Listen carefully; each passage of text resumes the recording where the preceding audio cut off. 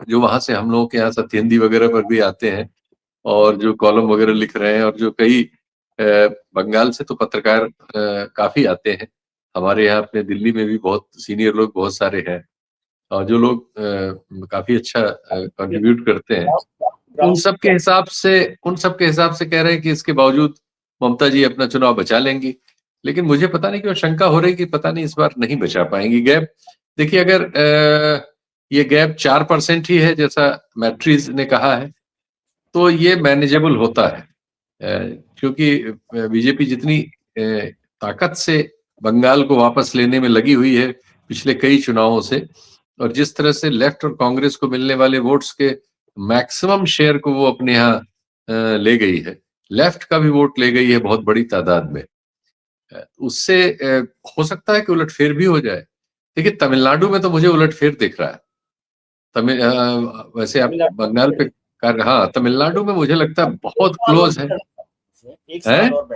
एक सवाल और बंगाल पे मैं करना चाहता हूँ कि एसआईआर को लेकर जो आपने चिंता जाहिर की वो ममता जी जाहिर कर रही है, लेकिन सुप्रीम कोर्ट ने कहा कि भाई एसआईआर पर इतनी परेशानी तो किसी को नहीं हुई जितनी ममता जी को हुई है। तो वो बड़ा गंभीर तरीके से उन्होंने कहा, और जितने वोट यहाँ कट रहे हैं वैसे सभी राज्यों में करीब करीब उतने ही वोट अंदाजन कटे हैं। लेकिन एक उदाहरण लोग देते हैं कि जैसे दिल्ली में अरविंद केजरीवाल जी की सीट भी उसी तरह से वोट के बदलाव से कम हो गई, वही भवानीपुर में भी है। क्योंकि भवानीपुर को मैं देख रहा था कि लोकसभा विधानसभा चुनाव में वो 50,000 से ज्यादा सीट थी वहां पर, लेकिन लोकसभा में वो मार्जिन हो गया था 8,000 का। और अब यदि वहां पर 50,000 के करीबन वोट कटे हैं एसआईआर, तो क्या ममता जी नंदीग्राम के बाद भवानीपुर भी हार सकती हैं? देखिए, क्यों नहीं हार सकती। जब नंदीग्राम वो हारी ही थी, वही वो जब जिस चुनाव में सबसे ज्यादा सीट वो जीती और वोट प्रतिशत भी उनको सबसे ज्यादा मिला उनको अपनी हिस्ट्री में, उस चुनाव में अपनी सीट वो हारी थी नंदीग्राम में। नमस्कार मित्रों, 5 राज्यों के विधानसभा चुनाव और उसमें इंडिया गठबंधन के दलों की हार, खासतौर से डीएमके के स्टालिन साहब की और पश्चिम बंगाल में टीएमसी यानी तृणमूल कांग्रेस की बड़ी हार के बाद अब जो नए परिवर्तन, राजनीतिक परिवर्तन आने वाले हैं वो दिखाई दे रहे हैं। ममता बनर्जी जो टीएमसी की नेता भी हैं, पश्चिम बंगाल की मुख्यमंत्री भी थी, उन्होंने कहा कि अब इंडिया गठबंधन की बैठक बुलाने का वक्त आ गया और तुरंत बुलाई जाए, और तय भी हो गया कि 6 जून को बैठक बुलाई जाए। कौन कौन आएगा, कौन कौन नहीं आएगा, क्या एजेंडा होगा, ये तो बाद की बात है, लेकिन अब उसकी तैयारी चल रही है। हालांकि पहले बहुत सारे लोग बात करते थे कि इंडिया गठबंधन के लोग सब मिलकर लड़े, लेकिन मिलकर लड़े नहीं, आपस में लड़े और हार गए। पश्चिम बंगाल में काफी डेवलपमेंट्स हो रहे, पॉलिटिकल डेवलपमेंट्स हो रहे हैं। खबर आ रही है कि तृणमूल कांग्रेस पार्टी टूटने वाली है। सौगत राय साहब जो उनके सीनियर एमपी थे, उनके खिलाफ नारेबाजी हुई, अंडे फेंके गए, और फिर अब खबर आई कि अभिषेक बनर्जी जो पार्टी के सबसे बड़े नेता माने जाते हैं ममता बनर्जी के बाद, उनके खिलाफ भी नारेबाजी हुई और पिटाई विटाई होने के भी आरोप लगे। तो क्या तृणमूल कांग्रेस टूटने वाली है? क्या इंडिया गठबंधन बनने वाला है? या बनने वाला है मतलब फिर से जुड़ने वाला है ये मेला? ये सब बहुत सारी घटनाएं हैं, और इसका असर क्या होगा देश की राजनीति पर, इस पर चर्चा करेंगे हमारे बड़े भाई, हमारे मित्र शीतल पी सिंह साहब के साथ, जो देश दुनिया की राजनीति को बड़ी गंभीर समझ और गहराई से समझते हैं। हम तो उनको द हॉट शीतल कहते हैं, हॉट वैसे भी हैं और कूल तरीके से रहते हैं। तो सर, बहुत बहुत स्वागत है द हॉट शीतल साहब का। देश में मौसम भी गर्म हो रहा है, राजनीति भी गर्म हो रही है। आपके दर्शकों को नमस्कार, आपको नमस्कार, परिवार को नमस्कार। जी, आप बिल्कुल ठीक कह रहे हैं।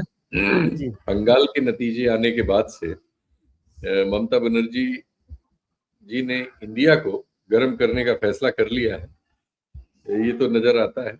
लेकिन जो बंगाल से खबरें आ रही हैं वो उनकी पार्टी को लेके बड़ी निराशा पैदा कर रही हैं।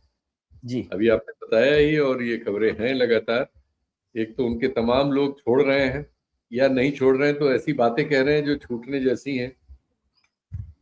उन बातों पर आलोचना कर रहे हैं जिन बातों पर कांग्रेस और सीपीएम वाले इसके पहले आलोचना करते थे उनकी। और अधीर रंजन चौधरी साहब अपने केंद्रीय नेतृत्व को समझाते समझाते थक गए थे, तब कोई मान नहीं रहा था, लेकिन अब कोई कहने की जरूरत नहीं पड़ रही। जगह जगह से वही हालत आ रही है। इसमें कोई शक नहीं कि जो इनका कार्यकाल रहा है, उस कार्यकाल में उन्होंने भी जो आरोप लेफ्ट पे लगाए थे कि वो हिंसा का सहारा लेके अपनी राजनीति करते हैं, उसमें कितना सच था या झूठ वो तो हमारे सामने, वो खैर अब वो भी चुनाव हारे तभी आई, लेकिन इनके जमाने में ये आरोप बहुत प्रमुखता से लगे और ये माना गया कि एक आतंक का राज उन्होंने साथ साथ क्रिएट किया हुआ है लोकप्रियता के साथ। उनकी लोकप्रियता का मूल कारक वही था कि वहां की आबादी में बहुत से आंकड़े 28 साढ़े 28% कहते हैं, कुछ लोग 30% कहते हैं, इतनी माइनॉरिटी की आबादी है। और बगल में बांग्लादेश है जिसकी सीमा, एक बड़ी सीमा लगती है बंगाल से ही, वहां से आना जाना है, एक भाषा, एक बोली, एक पहनावा, एक आचार विचार, धर्म, दो धर्म, तो बहुत सारे लोग आते जाते हैं। 71 में अलग देश बना तो उसकी वजह से भी बहुत सारे लोग आ गए थे, कुछ वापस गए, बहुत से रह गए। फिर अलग अलग पार्टियों की अलग अलग राय होती है, जैसे बीजेपी की राय है कि जो हिंदू शरणार्थी आए उनको तो भारत में मान लिया जाए, पॉलिटिकल राय। मुस्लिम शरणार्थियों के बारे में उनकी दूसरी राय है, और लेकिन जो तृणमूल या अन्य पार्टियां हैं उनकी दूसरी राय है। वो सब भी वहां कारक रहे हैं। कुल मिला जुला के परिस्थिति जो है वो ये है कि वो चुनाव हार गई है। चुनाव हारने के बाद उनकी पार्टी उनसे संभल नहीं रही है ऐसा दिख रहा है, लेकिन इस बीच उन्होंने इंडिया संभालने का फैसला कर लिया है। सक्रिय रही और राजनीति में एक्टिव, उनका व्यक्तित्व ऐसा है कि वो निष्क्रिय तो नहीं रह सकती। लेकिन बंगाल से जो खबरें हैं उससे लग रहा है कि उनका भविष्य बहुत उज्जवल नहीं है। और अगर उनके पास बंगाल नहीं रहेगा, जैसे अभी फाल्ता में जो बाई इलेक्शन था तो जो उनका उम्मीदवार था उसने ही अपने को विड्रॉ कर लिया, वहां सीपीएम रनर अप हो गई। अभी खबर आ रही थी कि जो नंदीग्राम के का बाई इलेक्शन है वहां भी उनके लिए कोई जो उम्मीदवार था वो लड़ने को तैयार नहीं है, कोई नया आदमी मिल नहीं रहा है। एक किसी का नाम लिया था वो भी हाँ नहीं कर रहा है। तो अभी मेरे पास आखिरी खबर नहीं है कि वहां कोई इनको मिला कि नहीं मिला। तो नंदीग्राम में भी फिर पता लगेगा कि रनर अप सीपीएम हो जाएगी, क्योंकि लेफ्ट पार्टी वहां इंतजार कर रही थी। उसी के वोट ज्यादातर खिसके हैं जो बीजेपी वगैरह में गए थे रक्षा, वो भी सुरक्षा कारणों से। क्योंकि पिछले चुनाव में, इस चुनाव में तो मैं नहीं जा पाया, पिछले चुनाव में मैं गया था, तो और सारी बातों के अलावा एक विशेष बात मैंने वहां पाई थी जिसको मैं अलग से सोच रहा था कि उस पर ढंग से काम करके एक बड़ा काम किया जाए, उसको लिपिबद्ध किया जाए। ये अब तो खैर अब नतीजे आ गए तो कहने में कोई दिक्कत नहीं। वैसे मैंने पहले भी कहा है, आपके यहाँ तो पहले ही, सबसे पहले आप ही के यहाँ कहा था, जब हमारे यहाँ ही कहा था, जिस पर काफी चिंता की थी कि ममता बनर्जी हार भी सकती हैं। आपने अच्छा चलिए आपसे तो बढ़िया। तो उसमें जो कारक था कि मुझे सीपीएम को वहाँ बड़े बड़े दफ्तर जिलों में है, जिला केंद्रों पर पक्के, जैसे बीजेपी के दफ्तर अब सब जगह है, अच्छे ढंग से बने हुए। तो ये था कि भाई 32 साल 34 साल शासन में रहे तो इन्होंने सब दफ्तर उफ्तर ही बना लिए। जिन दफ्तरों में भी मैं गया सब में फोटोज बहुत सारी लगी हुई थी उनके। सीपीएम वगैरह में रहता है तरीका कि अपने मार्टायर्स वगैरह के फोटो लगाना, नेताओं के फोटो लगाना। बड़े कांग्रेस। हाँ, तो सभी जगह मैंने पाया कि वो कुछ आगजनी वगैरह के बहुत सारे फोटो लगाए हुए थे। पूछा, हर जगह पूछा तो बताया गया कि ये तृणमूल वालों ने जलाया था। तारीख भी लिखी हुई थी, फलाना था। 11 में जीतने के बाद 2 सालों तक वहां यही चला, और आपने देखा कि रिएक्शन भी लगभग वैसा ही हुआ। ममता बनर्जी के हारते ही इनके तमाम दफ्तरों पे लोग घुस गए और तोड़फाड़ हुई और तोड़फोड़ शुरू हो गई। हाँ, मारपीट। और वो तो लगता है कि बंगाल का कुछ कस्टम भी है ऐसा। तो वहां सीपीएम के तो बड़े बड़े दफ्तर थे पक्के, कई मंजिला बने हुए, और उनमें सब आगजनी के सब फोटो वोटो लगे हुए थे, और बहुत सारे लोगों के माला फूल वाले फोटो थे जिनको कहा गया कि शहीद हुए। तो बड़ी हिंसा वहां रही है, राजनीतिक हिंसा वहां होती थी। तो ये एक कारक उनके सब में रहा है। और एक और उनके साथ नकारात्मक कारक ये है कि उनकी कोई गंभीर छवि नहीं है। राजनीतिक रूप से वो सफल हुई, वहां कई चुनाव जीती, इसलिए लोग सोचते थे कि वो जीतेंगी। और उसमें जीतने की वजह थी कि 29-30% मुसलमान है, जो बीजेपी के की प्रतिक्रिया में किसी एक पार्टी की ओर जाते हैं। तो मान लीजिए उसमें 70-75% भी उनकी तरफ हो, तो उनको करीब 24% 23% वोट तो मुस्लिम्स का मिल जाता है। तो इसके बाद अगर उनको 46% 47% वोट मिलता है जीतने के लिए, जो मिलता रहा है चुनाव में, यह पहला चुनाव छोड़ के 11 में तो 39% पे ही उनकी सरकार बन गई। फिर उसके बाद वो बढ़ता गया, तो उसमें बाकी वोट 20% ही रह जाता है, 20-22%। यानी हिंदू मेजोरिटी में जो 70% के आसपास है, उसमें उनको 20-22% वोट मिलता था। इतना ही उनके लिए काफी हो जाता था, क्योंकि उधर से उनको हाँ, तो 45-40-45% हो रहा है। मिल जाता। इसमें डेंट नहीं लगा, इसलिए वो सुरक्षित थी। लेकिन बाकी देश में समझा जाता था कि वो बहुत करिश्मेटिक हैं और बहुत काबिल हैं और बहुत उनका जन समर्थन है। इस जो सोशल कैलकुलेशन था, बीजेपी ने इसको बहुत ठंडे दिमाग से समझ लिया और इस पे काम किया। दूसरे, उसको ये पता था कि जो कांग्रेस और लेफ्ट के कार्यकर्ता हैं, खासकर लेफ्ट के, और उनके साथ जो समाज है, वो इस समय इनकी हिंसा से आतंकित होके ग्रस्त है। ठिकाने ढूंढ रहा है। बीजेपी ने उनको वो आश्रय दिया, वो भरोसा दिया, और फिर वो मास शिफ्ट हुआ उधर से, और बहुत सारे लोग जो है पूरा जंगल महल वहल में सब बीजेपी हो गए, और बीजेपी को उसका लाभ मिला। बीजेपी अब सत्ता में है। नहीं, अब लेकिन जो है, जी, हाँ जी, जी, नहीं, नहीं अब जी, माइनॉरिटी में भी पुनर्विचार शुरू हो जाएगा। ये जो माइनॉरिटी है, अभी तो खैर बीजेपी जाने वहां क्या क्या चीजें करेगी, जिससे वहां क्या कोलाहल होगा वो अलग स्टोरी होगी।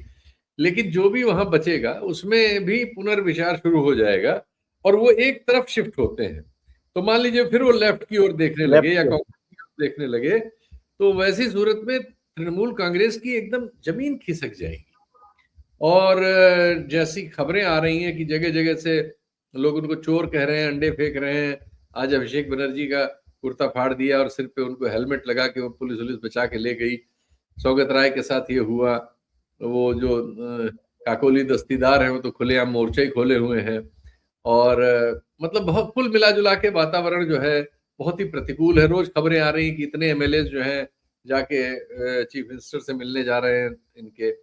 तो ये सारी खबरें बहुत नकारात्मक है, और ममता जी के पास इस समय कोई सफलता नहीं है कि वो इस बाड़े को रोक सके, खासकर माइनॉरिटीज को।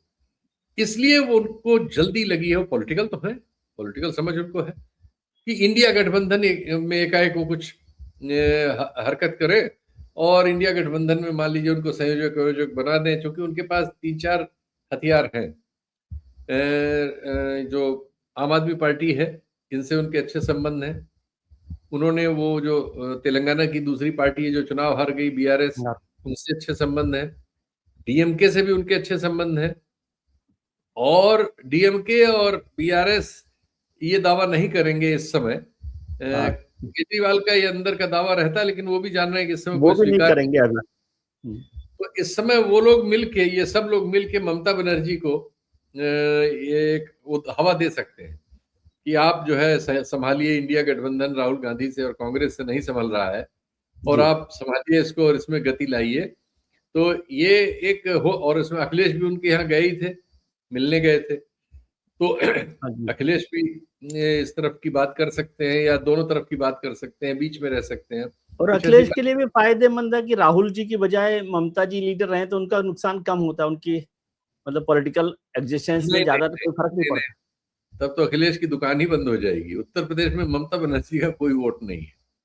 वोट नहीं है, कांग्रेस मैं का कह रहा हूँ वो गठबंधन में लीडर बन जाए तो राहुल जी के लीडर बनने से ज्यादा वो समझते हैं ना कि उनको ममता जी के साथ लीडर रहे हाँ, तो वो ठीक है। वो वो बात टैक्टिकली करो। समझ हो सकती है।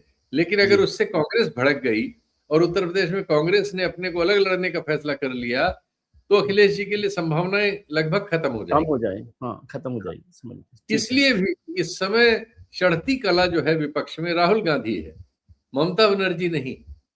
तो उत्तर प्रदेश का या देश का कहीं भी जो माइनॉरिटी जो बीजेपी के अपोजिशन में एक किसी भी राजनीतिक वोट गठबंधन को बैंक। सपोर्ट करती है, वो इस समय राहुल गांधी की जगह ममता बनर्जी को चुनने नहीं जा रही। तो ऐसी गलती अगर अखिलेश करेंगे तो उत्तर प्रदेश में भी उनको भी तो मुश्किल हो जाएगी। गुणा भाग तो है ना, एक लेकिन सीमित एक बात समझाइए सर कि जो ममता बनर्जी के लिए आपने कहा गुंडागर्दी और वो तो ठीक है, यदि उनकी गुणा। पार्टी टूट जाएगी और घर में कुछ नहीं बचेगा तो वैसे भी इंडिया गठबंधन का लीडर कौन बनाएगा उनको?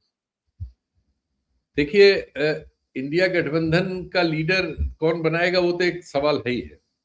सबसे बड़ी बात है, इंडिया गठबंधन की लीडरशिप से कांग्रेस के दावे को कोई कैसे कम कर सकता है। अब दक्षिण भारत के 5 राज्यों में 3 राज्यों में उनकी अपनी सरकार है, अपनी एक सरकार। राज्य में उन समझौते में है। वो 5वें राज्य में भी वो हाथ पैर मार ही रहे हैं। उन्होंने उस परिवार से एक महिला को रखा है, हालांकि कोई ग्रोथ जी, नहीं हो रही है।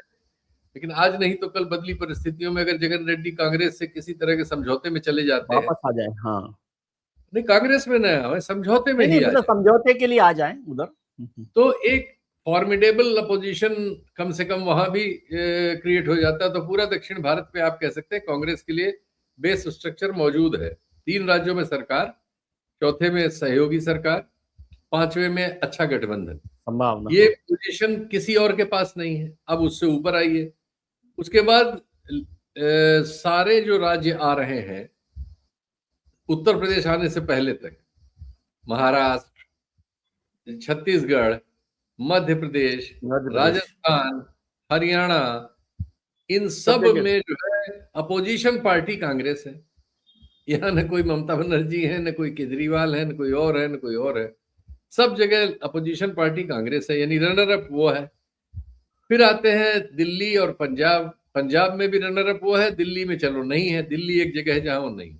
उत्तर प्रदेश में वो अखिलेश के साथ गठबंधन में रनर अप है, और बिहार में लालू यादव के परिवार के साथ गठबंधन में रनर अप थे। ये ताकत किसी और के पास नहीं है जो कांग्रेस को उस तरह से चैलेंज कर सके। फिर वो हिमाचल में उनकी सरकार ही है, मान लीजिए वो सरकार नहीं रही तो रनर अप तो वही रहेंगे। जम्मू कश्मीर में फारूक फैमिली से उनके अच्छे रिश्ते और अलायंस है। तो देशव्यापी स्तर पर कांग्रेस को उस समय 2024 में इंडिया की जितनी जरूरत थी, अब 2026 में वो जरूरत उस तरह से कांग्रेस को नहीं है। इस समय कांग्रेस चाहेगी कि बना रहे, क्योंकि उसकी वजह से ताकत बढ़ती है और विपक्ष एक सब एक साथ। इंडिया गठबंधन को तो कांग्रेस की जरूरत है, गठबंधन को कांग्रेस की जरूरत है। कांग्रेस माइनस, आपने बहुत अच्छा अपने आप प्रश्न में उत्तर दे दिया कि गठबंधन से अगर कांग्रेस बाहर हो जाए तो इस गठबंधन का कोई मतलब नहीं है। इसमें एक सब वही बुझे हुए कारतूसों की माला हो जाएगा और खेल खत्म हो जाएगा।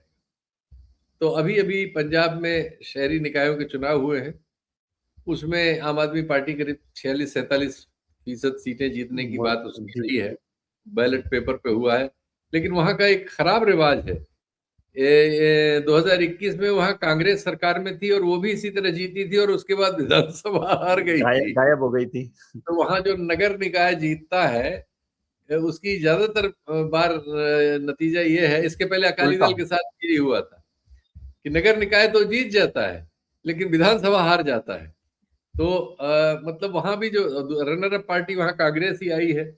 कांग्रेस की सुना है कल मीटिंग हुई है जिसमें राहुल गांधी ने पंजाब के कांग्रेसी नेताओं की थोड़ी झाड़ झपड़ की है। सुना है उसमें से एक बड़े शीर्ष नेता जो है डांट खा के उठ के चले भी गए थे बाहर। बाद में बताया गया नहीं, वो बता के गए थे, लेकिन समहाउ कुछ हुआ है। तो ये सब भी हुआ है। तो इधर राहुल गांधी को ये हो रहा है कि जब से उन्होंने केरल में सतीशन को चीफ मिनिस्टर बनाने में और कर्नाटक में डीके शिव कुमार को चीफ मिनिस्टर बना लेने में बिना किसी विवाद के सफलता पाई है, तो अब लोग उनमें गुणवान देखने लगे हैं। राहुल गांधी जो टूटी हुई दुकान थे, अब बहुत जगह डिस्कशन में उनको गुणवान पा रहे हैं, कह रहे हैं कि नहीं अब वो पत्ते खोल रहे हैं। और जैसे हमारे लोग शीर्षक और भाषाएं लगाते हैं तो कह रहे हैं कि अब राहुल गांधी धीरे धीरे अपने पत्ते खोल रहे हैं। पता नहीं कौन से पत्ते उनके पास थे। तो लेकिन सर ये समझाइए कि अब जब 6 जून को बैठक होगी, यदि हो रही है तो क्या ये एक बड़ी चुनौती हो सकती है या इसको एक ईमानदार एक्सरसाइज के तौर पे देख सकते हैं, या ये अब जरूरत है, इसके अलावा कोई रास्ता नहीं है?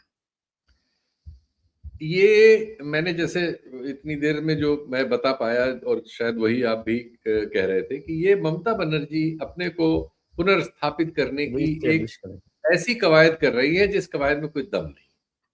लेकिन इंडिया गठबंधन है, उसकी एक मीटिंग होगी, उसमें कुछ खबर बनेंगी, उसमें कुछ रहस्य हम लोग ढूंढेंगे, वो खबरें और चलेंगी, हम किसी को छोटा किसी को बड़ा करेंगे, उसमें वो सब चलेंगी। तो 3-4 दिन के लिए ये खबर रहेगी। लेकिन इसका जो नतीजा है वो नतीजा तो हमें मालूम है। नतीजा ये है जो आपने भी प्रश्न में कह दिया था और हम यहाँ से, कि अगर ममता जी की दुकान बंगाल में नहीं चली, जो इस समय नहीं चल रही है, तो उनकी दुकान दिल्ली में नहीं लगेगी। ऐसा प्रयास तब जब उनकी दुकान चलती थी बंगाल में उन्होंने प्रयास किए हैं। त्रिपुरा वो चुनाव लड़ी नहीं, उनका कोई अता पता नहीं है। उत्तर गोवा पूर्व में के भी हर है। राज्य में उन्होंने लड़ाई की, गोवा गई, असम में अभी लड़ी, 1% वोट मिला है। तो बंगाल के बाद उनको कभी किसी ने कहीं स्वीकार नहीं किया। प्रयास उन्होंने किए, ऐसा भी नहीं था कि उन्होंने प्रयास नहीं किए इसलिए नहीं, अब प्रयास कर रहे हैं तो स्वीकार लेगा। दिल्ली में जब अन्ना आंदोलन पीक पे था तो उनकी एक रैली, साझा रैली प्रायोजित हुई थी रामलीला मैदान। किसी ने पता नहीं अन्ना को क्या समझाया, जैसे अन्ना थे वो नहीं, उन्होंने हाथ खींच लिया एन मौके पर। ममता बनर्जी आ चुकी थी अपनी उस कार में जो आती थी, और वहां 100 आदमी भी नहीं थे। तो अब ममता जी की आप बताइए, दिल्ली में कोई अपील है क्या? हाँ, दिल्ली में वो दिल्ली कोई में तो कोई पार्षद? अपील हो नहीं सकती, वो तो किसी के भरोसे ही वहां पर हो सकती है। हाँ, उत्तर प्रदेश में एक टिकट उन्होंने अखिलेश से लेके दे दिया था, वो कमलापत त्रिपाठी के परिवार को, वो भी बेचारे नहीं जीत पाए। तो क्या इसका कोई मतलब नहीं है? उनका उनका वो तिकड़मे कर सकती हैं विपक्षी राजनीति में, लेकिन जब तक बंगाल उनके पास था उनकी सेज ज्यादा थी। बंगाल विहीन ममता बनर्जी की सेज मैं बहुत देख नहीं पा रहा। वो से तो आपने तब देखी ना, इंडिया गठबंधन की शुरुआती जो बैठकों में वो टूटने का जो काम हुआ, उसमें ममता जी की महत्वपूर्ण भूमिका बताई जाती है। सारी उन्हीं की भूमिका है। वो तो हम लोग बेंगलोर गए थे, और बेंगलुरु में जब हम लोग कवर कर रहे थे उसे, नीतीश कुमार, लल्लन उनके साथ, और ये झा साहब, ये सब लोग आए हुए थे। ये उम्मीद में आए थे कि संयोजक अनाउंस होंगे नीतीश कुमार जी, और जब प्रेस कॉन्फ्रेंस हुई उसमें पूरी गैलेक्सी ऑफ लीडर्स सारी पार्टियों के बैठे हैं और ये लोग भी बैठे, तो हमने देखा एकाएक लल्लन जो हैं वो उठे, और वो पीछे की सीट से होते हुए एकाएक वो सीट खाली हो गई। थोड़ी देर बाद देखा कि झा साहब उठ रहे हैं और नीतीश जी भी उठ रहे हैं, और हाथ हाथ जोड़ के वो भी। तो पूछा क्या क्या हो रहा है? कहा कि वो पटना की फ्लाइट पकड़नी है।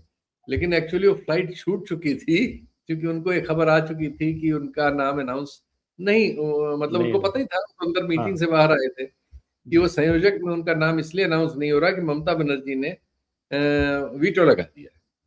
तो वरना शायद 2024 के नतीजे अगर नीतीश कुमार के संयोजकत्व में इंडिया लड़ा होता, तो ये उम्मीद बिल्कुल की जा सकती है कि इससे काफी भिन्न होते, और शायद बिल्कुल दूसरी परिस्थिति होती। नहीं, एक मित्र ने हमारे कहा कि भाई आप लोग इंडिया गठबंधन को बहुत नॉन सीरियसली लेते हैं।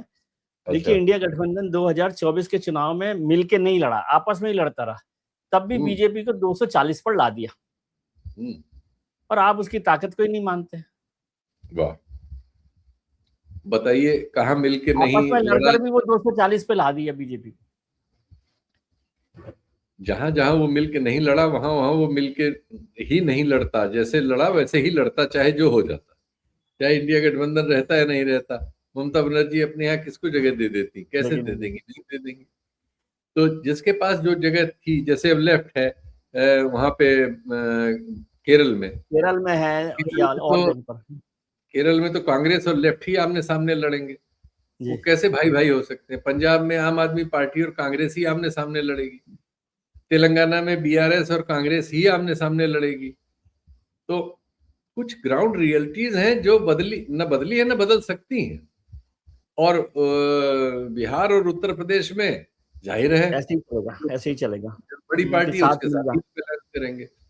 ज्यादा से ज्यादा आप ये कर सकते हैं, कांग्रेस के हम अलग लड़ेंगे। लड़ लो भाई, लड़ी थी इसके पिछले चुनाव के पिछला चुनाव तो कांग्रेस अलग ही लड़ी थी ना। अलग ही लड़ी थी। प्रियंका गांधी लड़की हूं, लड़ सकती हूं वाला नारा लेके आई थी। कितना परसेंट? 3% वोट मिला था। अलग अलग, कहीं इनकी जरूरत यह है कि एक साथ रहे, और ज्यादातर जगहों पे ये जरूरत है कि अलग अलग ही लड़े। उससे जो परफॉर्मेंस आती है वो आती है।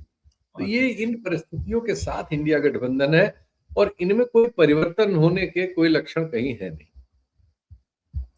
तो सर, जैसे आपने कहा कि राहुल जी की अभी चढ़ती कला है, वो आगे बढ़ रहे हैं, 5 राज्यों में हो गए, 4 राज्यों में हो गए, और अगर इंडिया गठबंधन बना तो लीडर वो होंगे, इसकी संभावना भी है। और उन्हीं के, तो यदि मोदी जी से लड़ाई लड़नी है, प्रधानमंत्री से या भारतीय, तो वो असली लड़ाई तो राहुल जी को लड़नी है। तो ये वो अभी सोच ले कि नहीं, अब तो चढ़ती कला, हमें किसी की जरूरत नहीं है, वो इस मौके का फायदा भी तो उठा सकते हैं। क्या आपको नहीं लग रहा कि अब ऐसी जगह पर पहुंच जाए? क्योंकि अब इलेक्शन तो बहुत ज्यादा दूर नहीं है, यदि लड़ाई लड़ने के हिसाब से देखा जाए तो।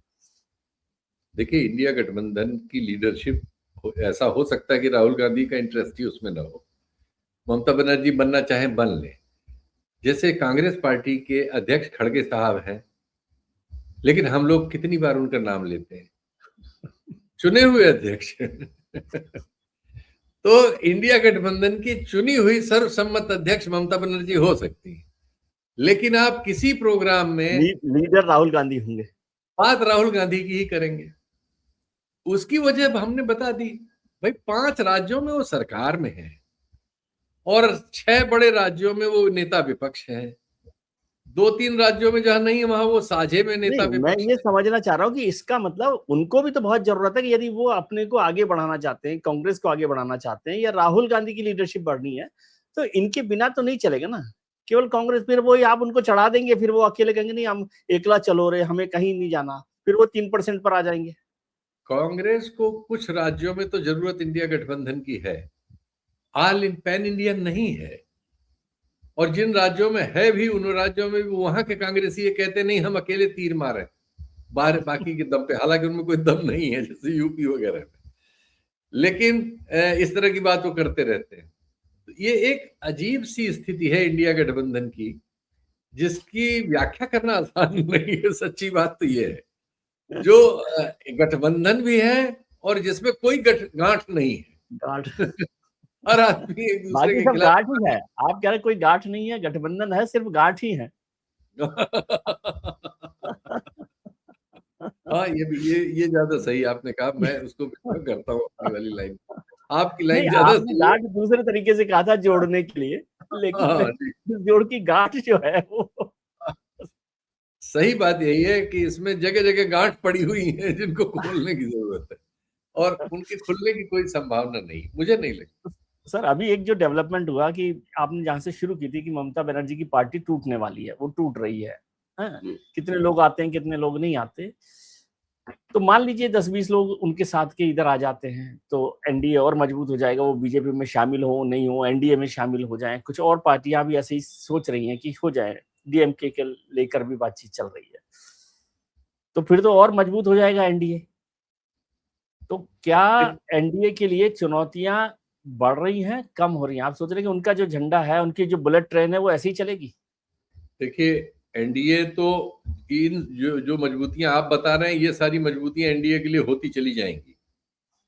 हो सकता है कि एनडीए अभी 27 में भी जीते, एनडीए अभी 29 भी जीत ले, लेकिन अब एनडीए के लिए, हालांकि ये 29 थोड़ा दूर हो जाता है, अब एनडीए के लिए उसके अवसान के दिन शुरू हो चुके हैं। एनडीए की लीडरशिप जो है वो अब आर्थिक मामलों में बेतरह फेल होकर एक्सपोज्ड है देश के सामने, और उसके पास कोई योग्यता नहीं है कि वो इस चक्र को उलट सके, निपट सके। हाँ, अभी तो फिलहाल उसके पास एक बहाना है, वो चूंकि उसके पास एक बहुत बड़ा समर्थक वर्ग ऐसा है जो उसके हर बहाने को सही मानता है। वो ये कि साहब युद्ध चल रहा है इसलिए दुनिया बर्बाद है, हम भी बर्बाद है। वो मान रहा हम बर्बाद हैं, चुनाव के दौरान नहीं मान रहा था, सब चंगा सी कह रहा बर्बाद है तो हम भी बर्बाद हैं। हाँ, चुनाव होते उसने मान लिया, खुद ही कह दिया हम बर्बाद हैं, लेकिन सब बर्बाद है।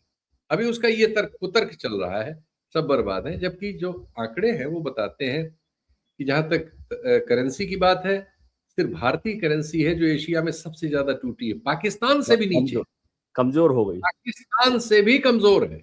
तो मतलब जो कमजोरी का प्रतिशत आया है उसमें पाकिस्तान से भी ज्यादा हमने प्रतिशत में अपने को गिरा लिया है। दूसरे, जो एफडीआई की भगदड़ हुई है हमारे यहाँ से, आ ही नहीं रहा है, वो तो बहुत बड़ी हो गई है, बढ़ती, और इतनी बढ़ती चली जा रही है कि नील पे चली गई है। एफआईआई हमारे यहाँ से किसी भी दाम पर रुपया निकाल के हर डे भाग रहे हैं, उन्होंने कंगला कर दिया हमें एकदम। हमारे आरबीआई ने अपनी होशियारी में कुछ पैसा सोना खरीदने में लगा दिया था, तो लिक्विडिटी भी हमारे पास बहुत नहीं है, 400 बिलियन से ज्यादा हम नहीं जुआ खेल सकते, जिसमें से हम करीब 50 बिलियन खेल चुके हैं रुपए को रोकने में। तो रुपया जैसे ही छूटा तो सोना भी तो रुपये को मजबूत करने के लिए ही रोका था, खरीदा था, किया सब होशियारी में था, लेकिन आर्थिक आधार के लिए जो बेस स्ट्रक्चर है उसमें वो कम, जो भी रहा हो, जैसे मैन्युफैक्चरिंग है नहीं बढ़ी, एक्सपोर्ट नहीं बढ़ा, सिवाय रेमिटेंस और सर्विसेज के हमारा कोई एरिया नहीं है जिसमें कोई। एक चीज समझाइए मुझे, आपने बहुत अच्छी बात कही मैन्युफैक्चरिंग को लेकर, आप इस क्षेत्र से जुड़े हो।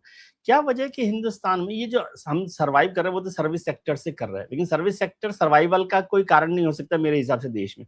तो मैन्युफैक्चरिंग में क्या एक डिफेक्ट है जिसे मैं कहता हूँ कि मैन्युफैक्चरिंग डिफेक्ट है हमारे यहाँ, कि हम उस जगह को नहीं बना पा रहे? देखिए, मैन्युफैक्चरिंग होती है प्रतियोगिता के वातावरण से, पूंजीवाद में। दो, हमारी व्यवस्था कैपिटलिस्ट क्लास वाली व्यवस्था जी। है। हमारे कैपिटलिस्ट सोसाइटी में, सोशलिस्ट सोसाइटी में तो अलग तरीके से फैसले होते हैं, लॉन्ग टर्म होते हैं, फेल भी होते हैं, पास भी होते हैं। चीन में पास है, रूस में फेल हो गया था। लेकिन कैपिटलिस्ट कंट्रीज में प्रतियोगिता जो है वो विकास कराती है। सरकारों का काम होता है प्रतियोगिता के लिए वातावरण तैयार करना, लोगों में विश्वास दिलाना कि हम प्रतियोगिता के लिए बहुत साफ सुथरे ईमानदार लोग हैं, हम पक्षपाती नहीं हैं। जी। इनके दौर में हमारी इंडस्ट्री में ये मैसेज है, और ये सारी दुनिया इस बात को जानती है। हम इसको जानते हुए नहीं मानते कि हम नितांत पक्षपाती हैं, हम कुछ लोगों के लिए पक्षपात कर रहे हैं। ये सोचते हैं कि ये सब तो चलता है, लेकिन ये एक्चुअली चलता नहीं है, रोकता है। इसलिए जो हमारा इंडस्ट्रियलिस्ट है, जो पैसे उसने कमाए इनके दौर में, इन्होंने उसको पैसे कमाने के लिए सारी परिस्थितियां निर्मित की। इनकी जो सोच समझ थी उसके अनुसार इन्होंने ये सोचा कि मिडिल क्लास और लोअर क्लास को तो हम डांट फटकार के समझा लेंगे, इनको हिंदू मुस्लिम में रख सकते हैं।